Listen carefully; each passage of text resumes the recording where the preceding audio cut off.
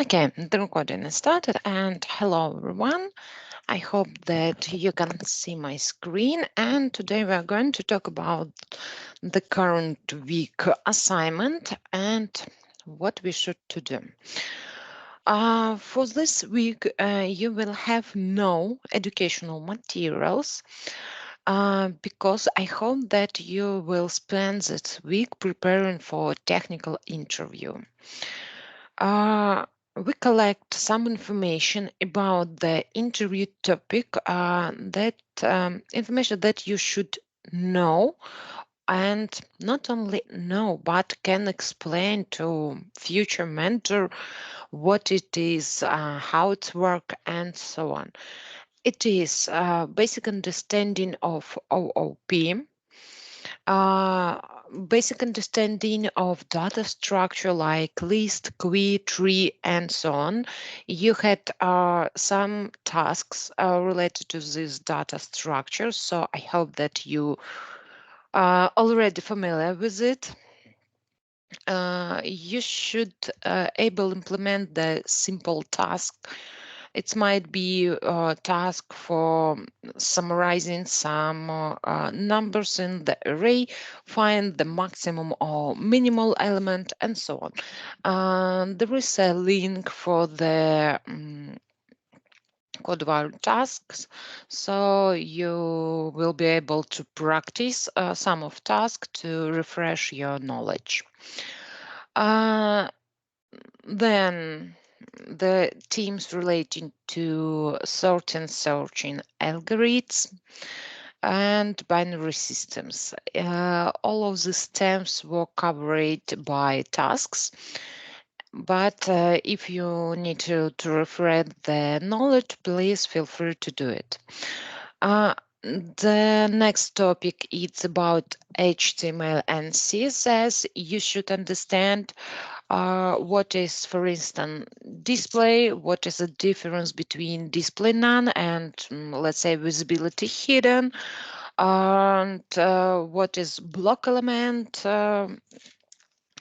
and the difference between selector ways, what is pseudo classes or elements, box model, and do not forget the difference between element, I mean display block and line block in order of box model. I mean, you should know not only how to different the layout of this element, but what kind of CSS properties are not apply for one of this type. Please look at the padding, margin, height, width of element for block elements and line elements and so on.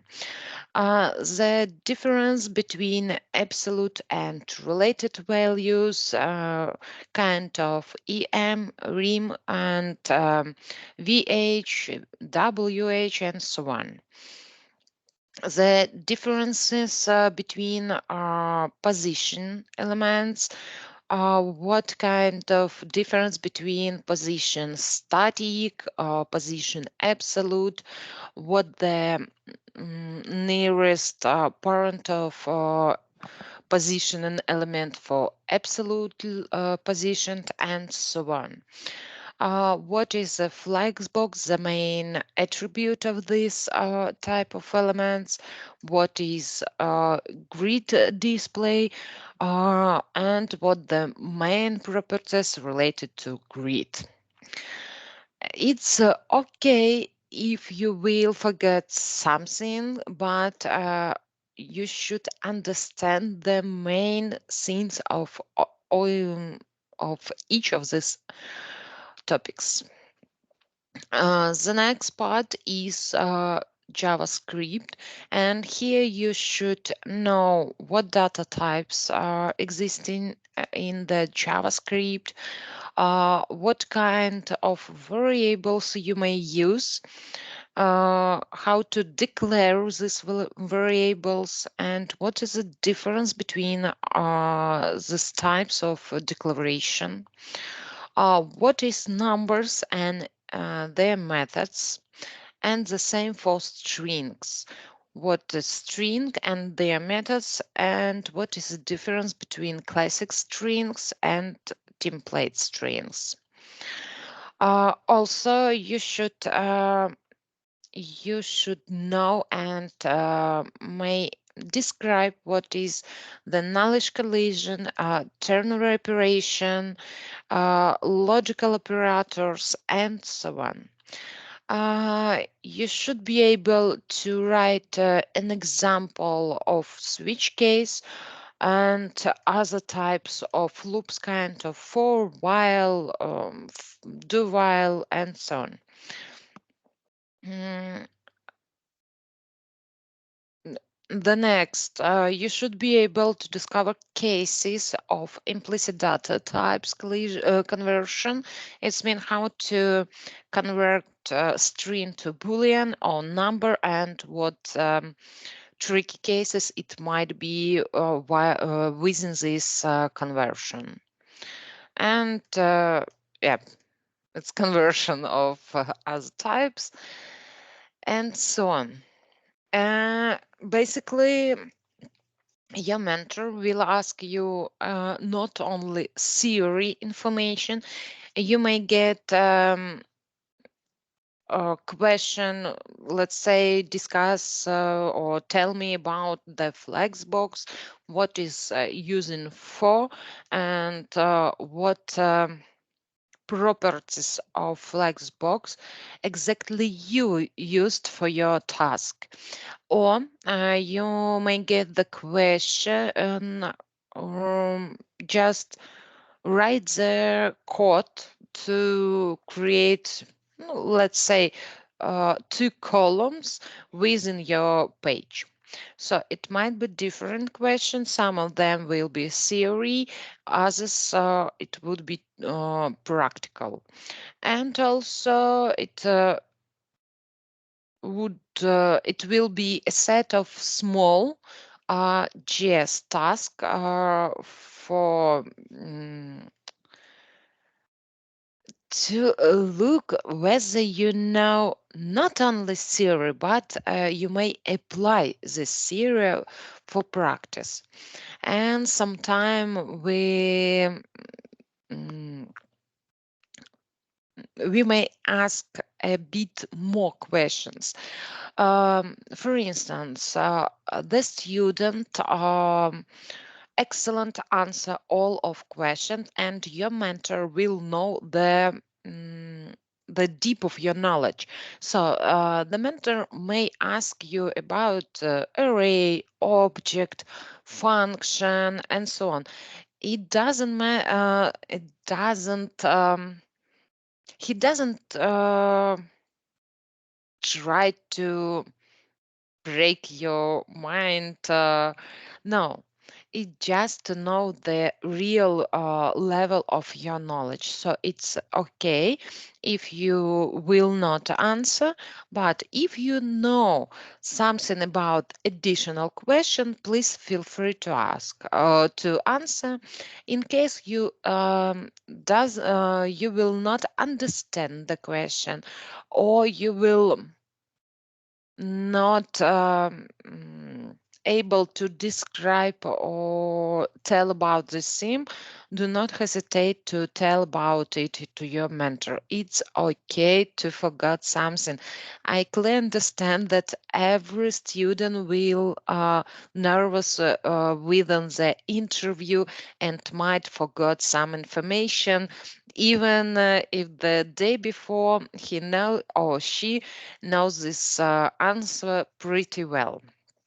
So, uh, while you will prepare for interview, I would recommend you to find other student to combine with the student to pair or small groups with 2, 3 people, and organize kind of cross interview for each other. So one student will ask you some questions, you will answer, then otherwise you will ask and other student will answer. It help you to check whether you may describe your opinion or your vision or your knowledge related any particular theme. You may write in the Discord and kind of, hey, who wants to train to interview with me? Please reach me in DM and so on. And related to practice, I hope that this week you will proceed working on clean code that started last week and make the code of this application readable and maintainable and according to best practice or guidelines that we provided next previous week. And that's all from my side for today. Perhaps you have question, please feel free to ask. Unmute yourself or type in the chat, up to you.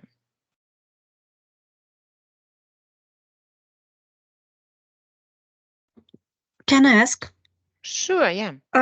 It's about clean code part of. I have some questions.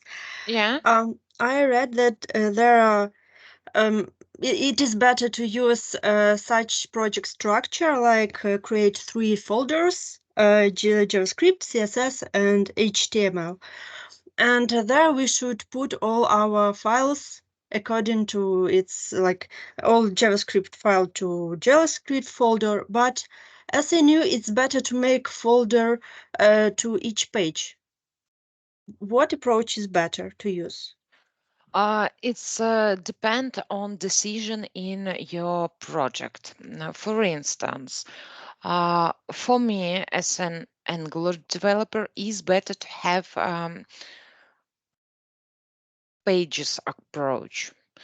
So I open the code, I see that my application have 3 pages, and I clearly understand what folder I should open to find some code related to this page. In case your code have only one page and only one the main behavior or user interaction, it's okay to have a folder for JS, for HTML, and for CSS. But frankly speaking, I prefer to have pages or components folder. For instance, you have component for header. So you create a folder called header, and there you can find header HTML, JS, and CSS. Okay, and one more. There was written that we should use double quotes in our code, but as I know, in modern code, it's better to use single quotes. Uh, I just need help with it because I don't understand why we should use only double quotes and it's better. Uh, most code that I see for the previous years used double quotes. And I don't know why exactly, but you're right that it's most usage in JS, but I can't understand that.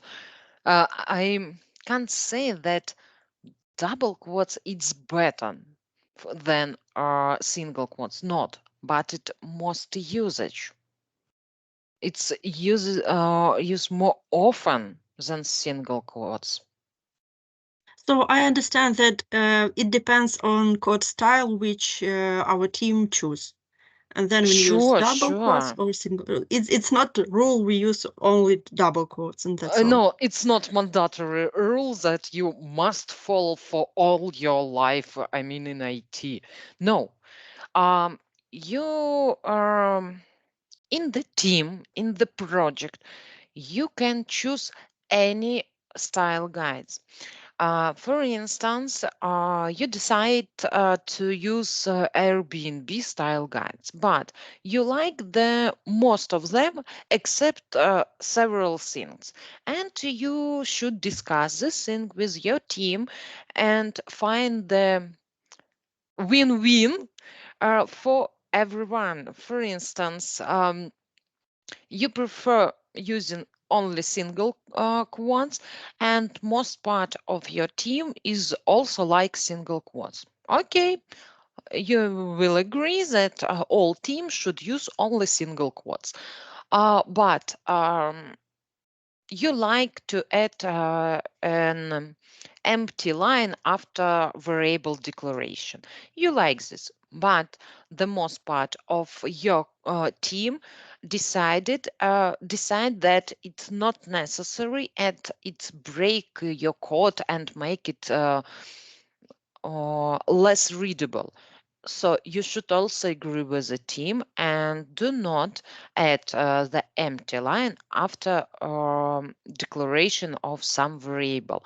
So for the project, the style guide is a kind of decision of the team, but you may use any style guide recommendation. First of all, it's recommendation. Okay, thank you. Thank you for your question. Okay, we have a question task relating to binary numbers and hash tables, where the coding task. If I'm not mistaken, the kind of this task you got within the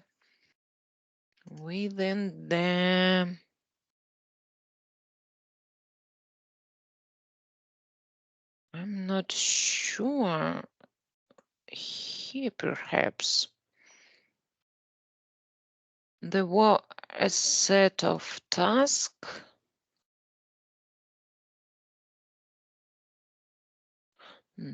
It's not. Let's see, erase.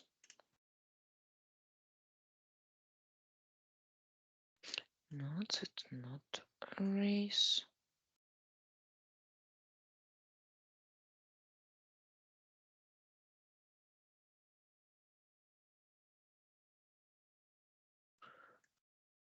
Numbers. Okay, we will. You didn't get this task, okay. Next week, I will have the meeting with the mentors where we'll discuss question, task, and so on. And I highlighted that we decided to not suffer you with this theme. Thank you for the question.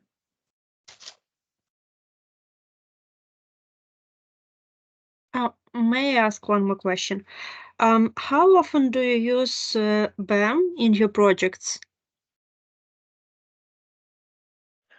For me, last time I've used it more than 4 years ago. So for now, it's not so important to know this approach. For now, you should know what it is. Due to you have two options. One of them, you will start working on a project almost from scratch, and your team will decided that what approach for naming you will use, and other option you will join the project that were created a lot of years ago when the BAM was the most popular for those time, and you should understand what it is and why this so long name is used for this class, for instance. But I'm not. I will not say that it's real mandatory for now. And is there something modern and better than BAM to read about? I would say no. Okay, thank you. When you have, for instance, SCSS, SAS, you have a lot of option to name and organize your code such way that you might use short names for CSS classes, and you no need to use some modificators to understand what class is it and what is for. Okay, thank you. Thank you for your questions. Guys, do you have questions? Seems no. Thank you for your participation and see you next time. Have a nice day. Bye bye. Thank you. Bye bye.